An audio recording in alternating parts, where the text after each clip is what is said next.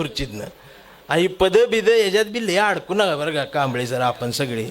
मी परवा एका कार्यक्रमात होतो तर असा हॉल गच्च भरलेला, ते एकाला साईडनं विंगेतनं आणलं तर सगळं सभागृह शांत झालं. मी बी नीट बसलो, म्हटलं हे कोण आहे. तर त्याचं वय वर्ष 95, त्याची मान अशी हालत होती, त्याला व्हीलचेअरवर आणत होते. सगळं सभागृह शांत बसल्यावर मी स्टेजवर विचारलं, म्हटलं हे कोण आहेत. तर ते म्हटले हळू बोला, ते अध्यक्ष आहेत म्हटले,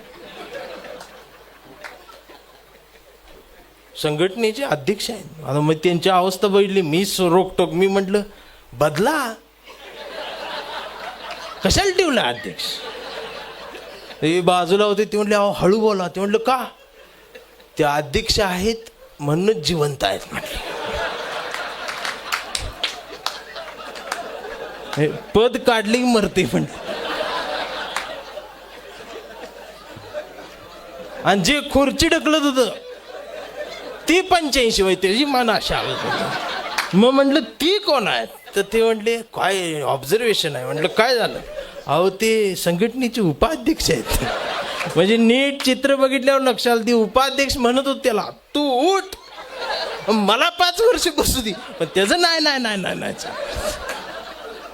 आणि तरुण पोरं बाहेर पुष्पगुच्छ आणि ही आण ती आण.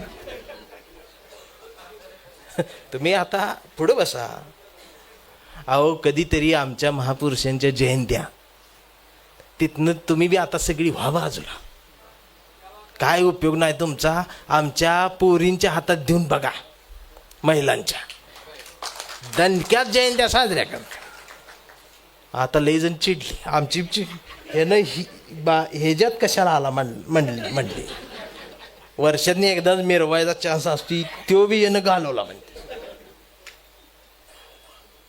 मिटिंगला सुद्धा बायकांना बोलवत नाही आम्ही, इस्त्री टाईट करून हीच बसतात विहारात.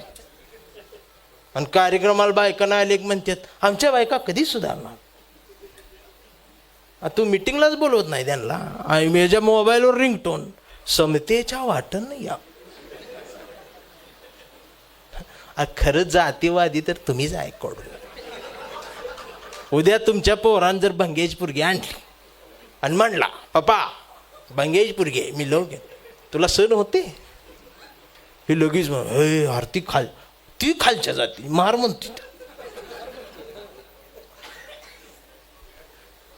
म्हणजे जातीवादाला चेहरा नसतो,